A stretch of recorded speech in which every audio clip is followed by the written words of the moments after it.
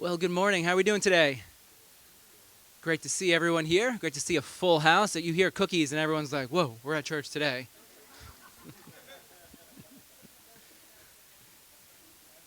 Every week. Okay.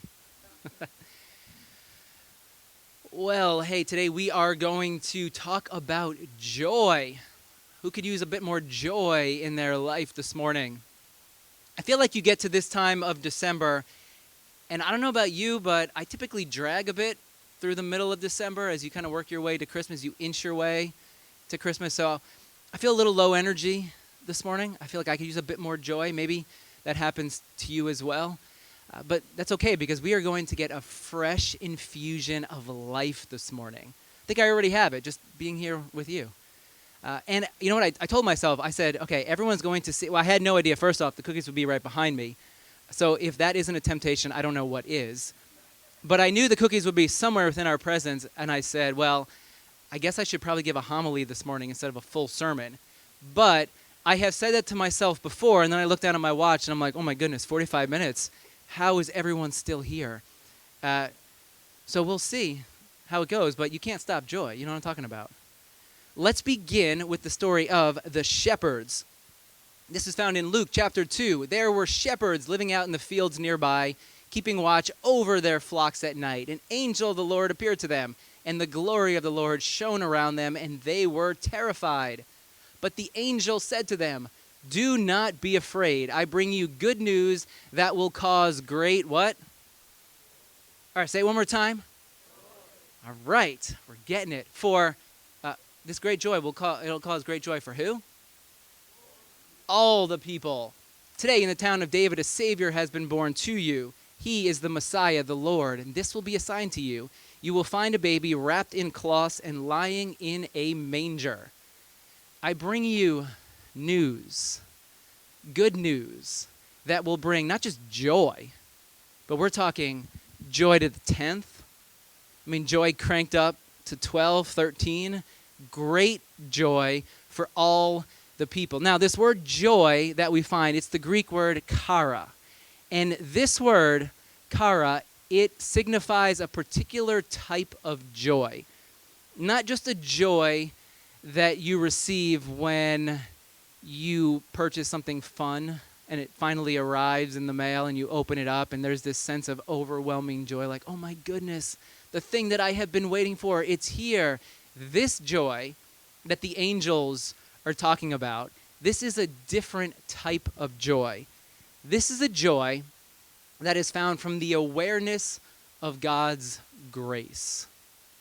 This is a joy birthed within you as you become aware of the favor of God that is upon your life.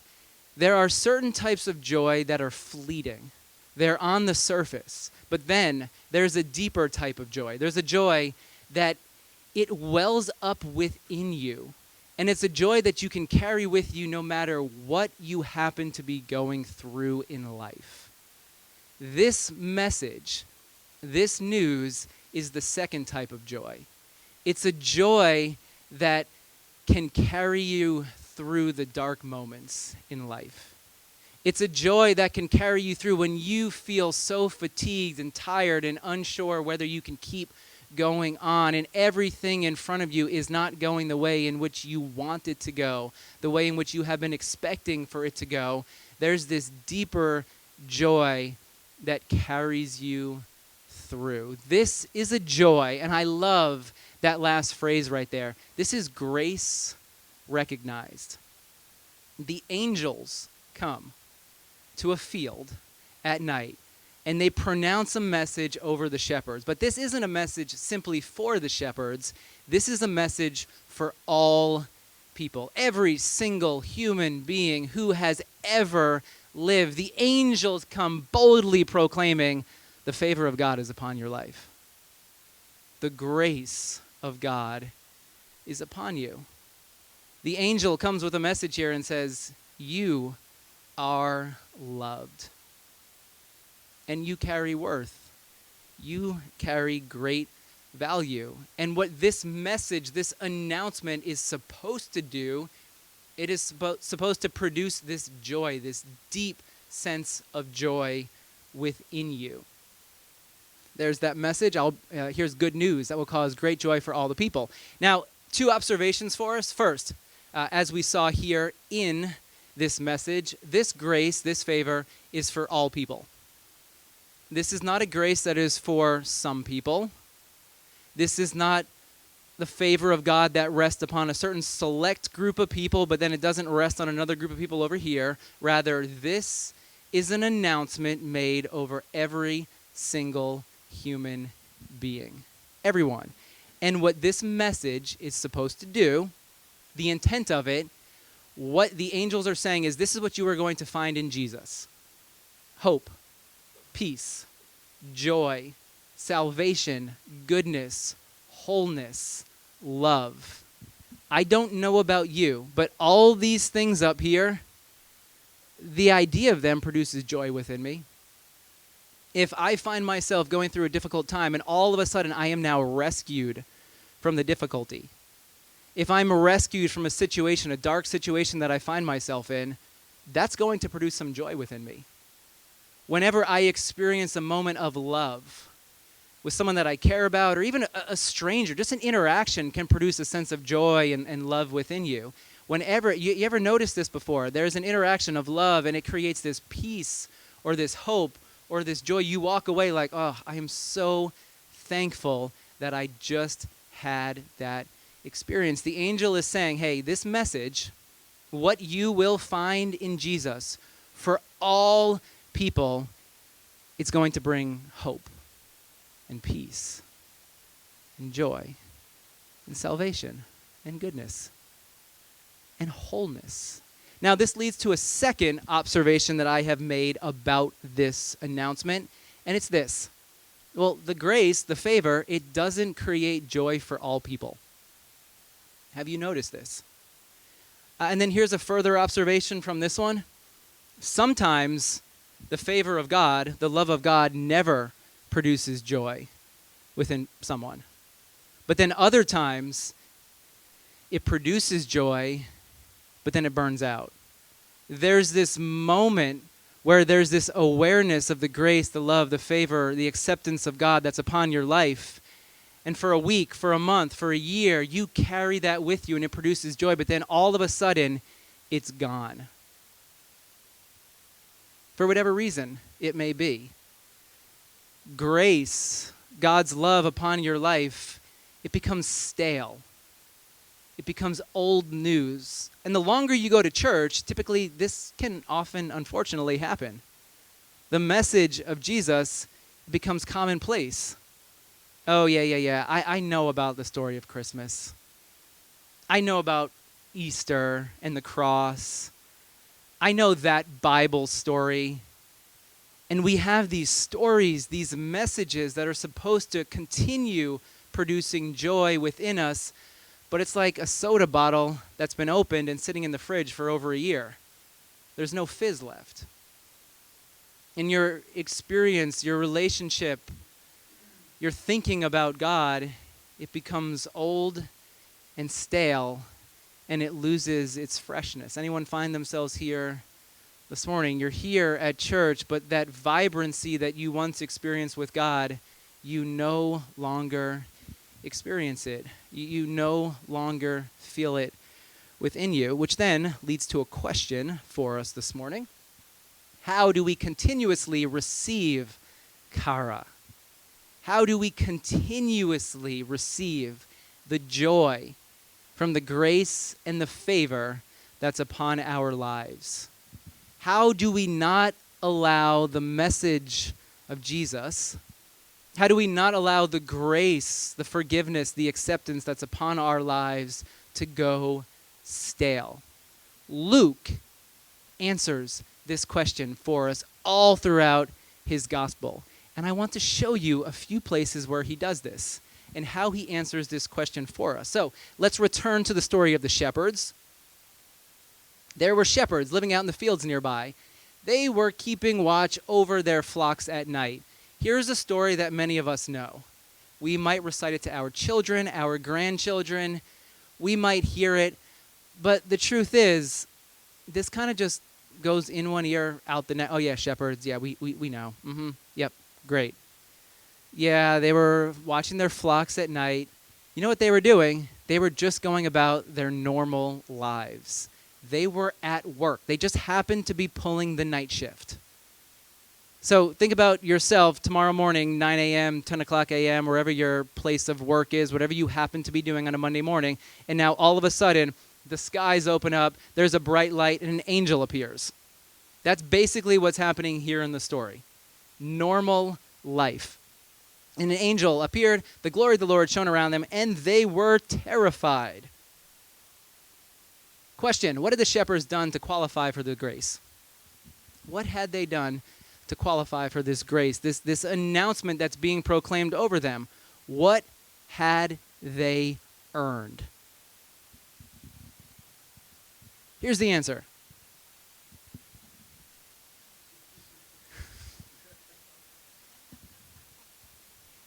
Absolutely nothing. We know nothing of their story.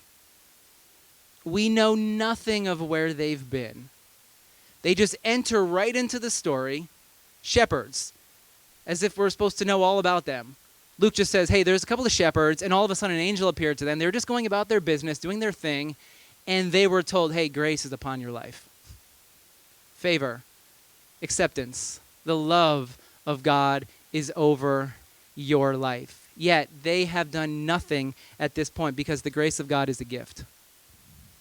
The favor of God is a gift that has freely been given to you, that has freely been spoken over your life. And then after the shepherds hurry off, they go see Jesus, they return back to their flocks.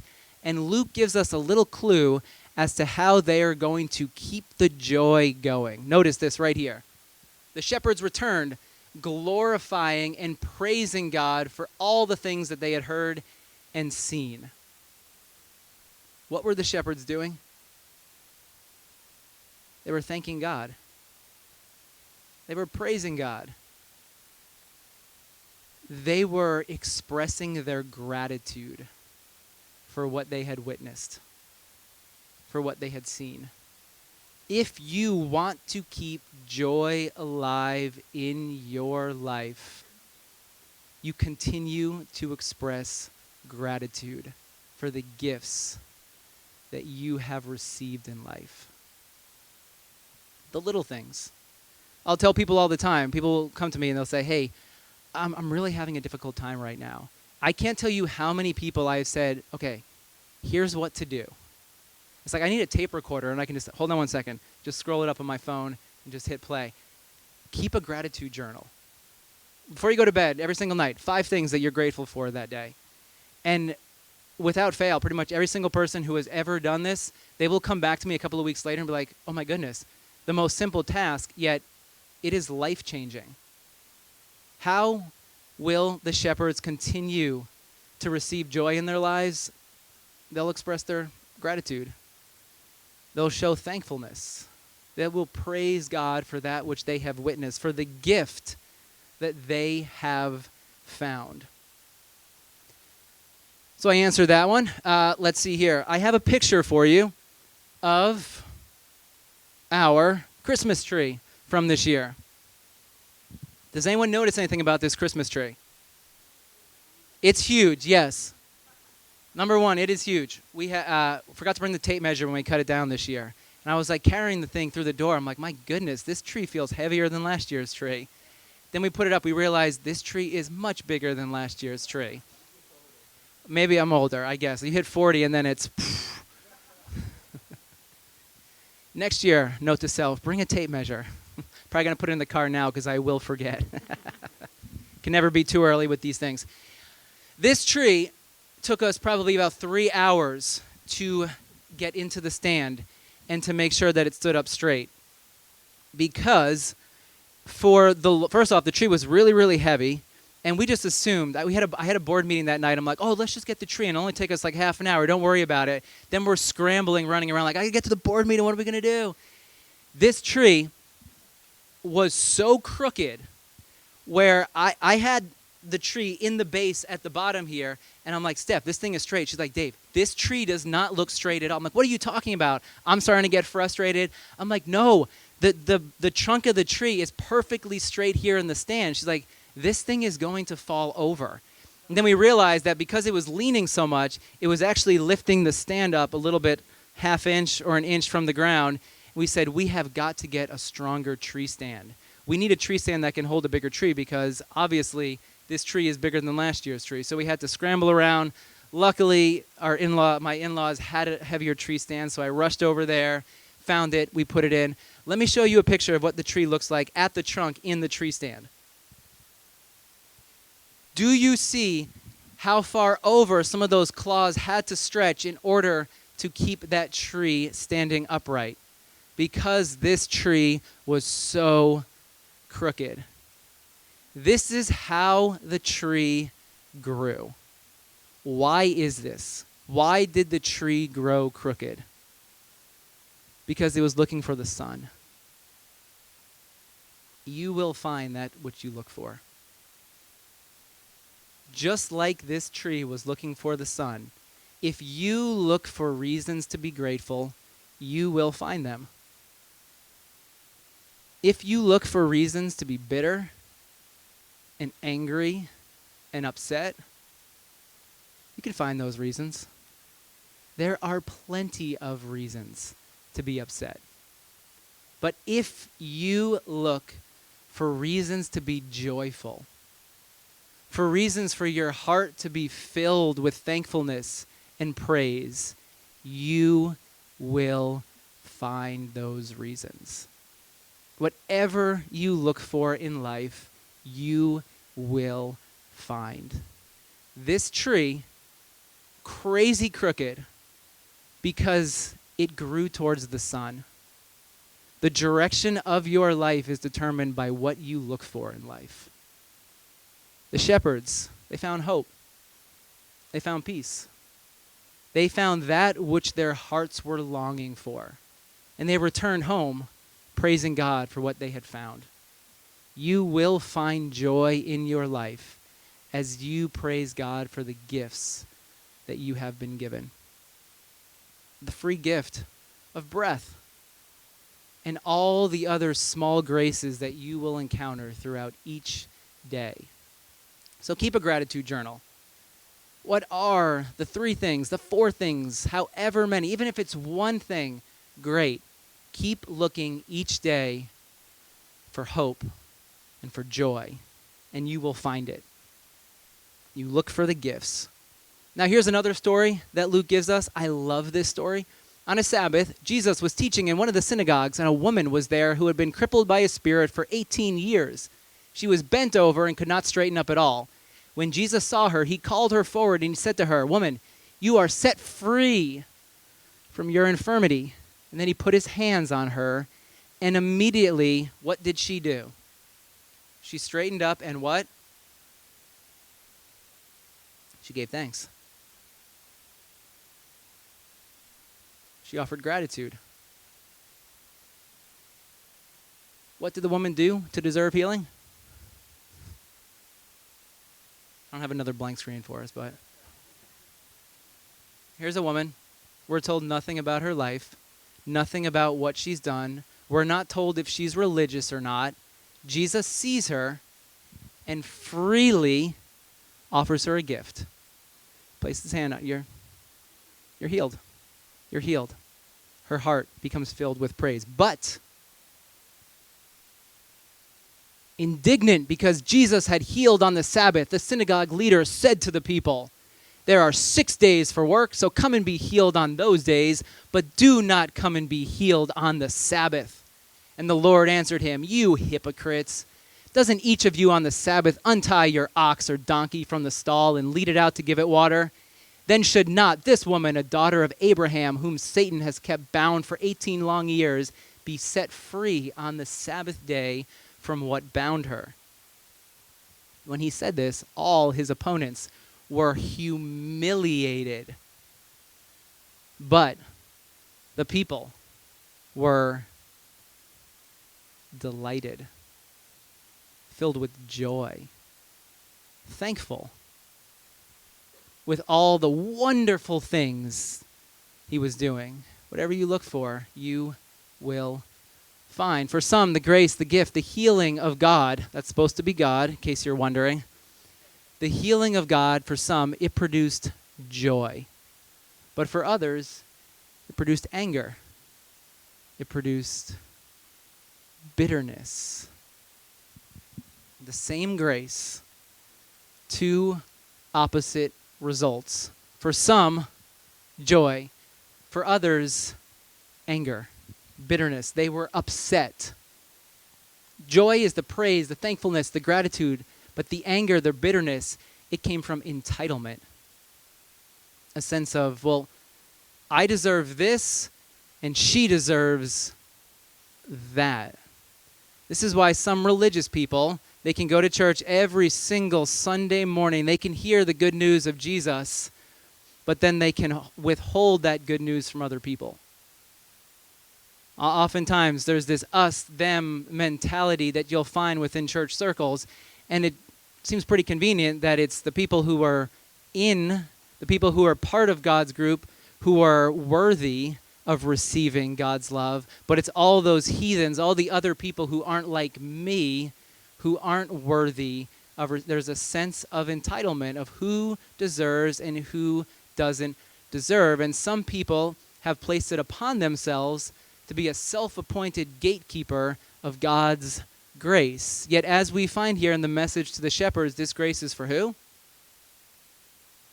If you live your life in a way where you feel as if the grace of God is not for other people, the only thing that will do is produce bitterness within your heart. But if you live with the awareness that the grace that has been offered to you is the same grace that is offered for everyone else, that will then produce joy within your heart. There is nothing that will steal your joy more than a sense of entitlement. More than a sense of, I deserve this. Then you look around at everyone else and decide what they do and don't deserve. Here's the truth.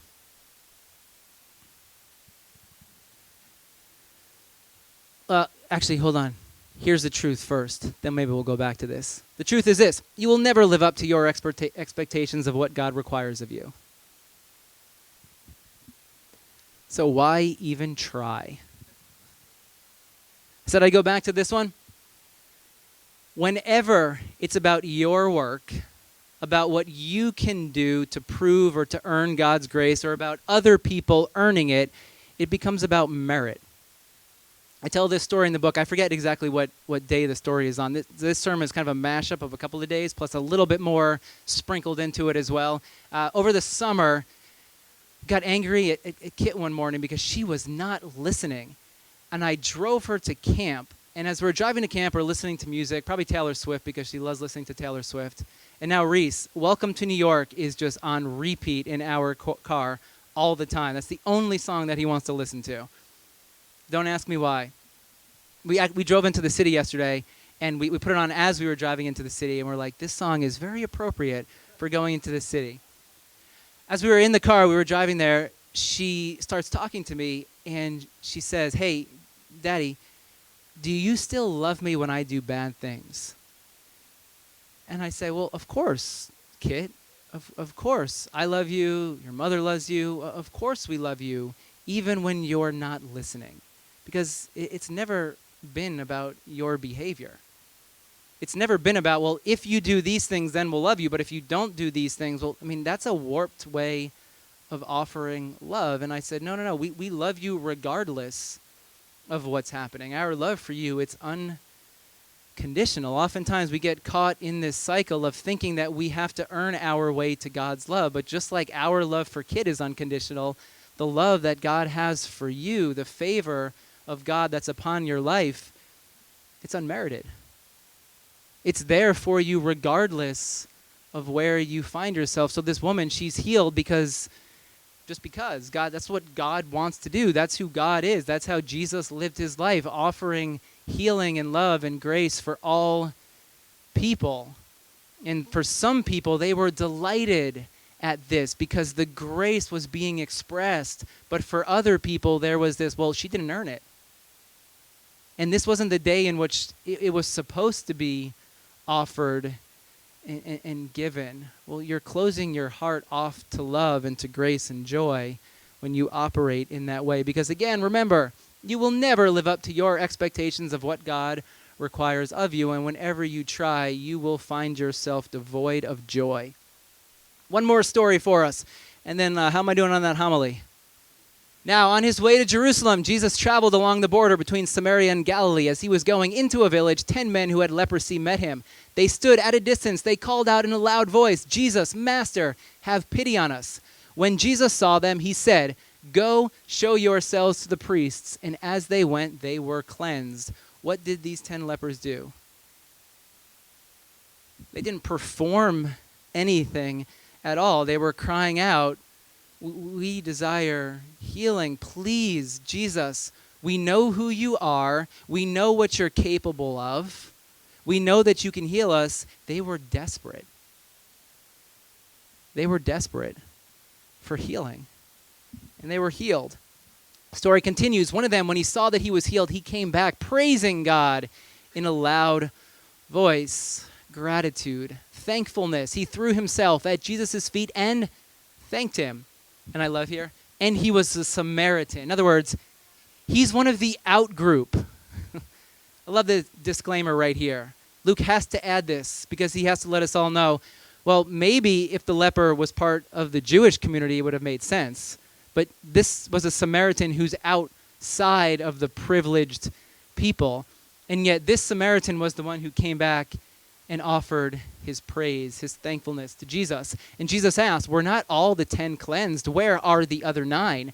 Has no one returned to give praise to God except this foreigner? What is going on here? And then he said to him, rise and go, your faith has made you well. All 10 received healing, but how many returned? This is a warning. Because unfortunately, this happens way too often. We're walking through life unaware of the grace that's upon us. We often walk through life unaware of all the little gifts that we've been given each day. And we're missing out on joy. We're missing out on a greater sense of God's love and God's unmerited favor that's upon us.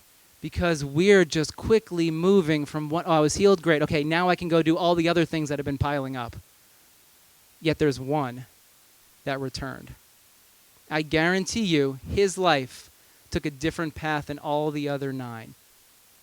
Because he stopped. And he offered praise. He offered his thankfulness, his gratitude. This is a warning for us. If we are not intentional about offering gratitude, about being thankful, we will miss the joy that's right there for the taking.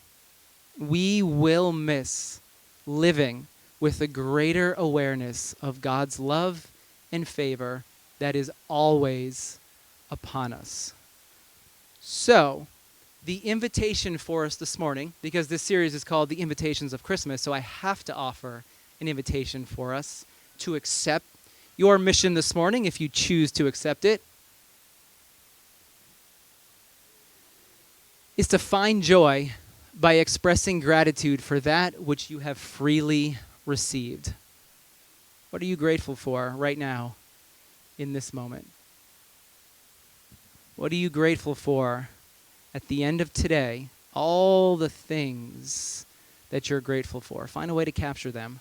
Be intentional about capturing your gratitude and see if you find more joy rising up within you.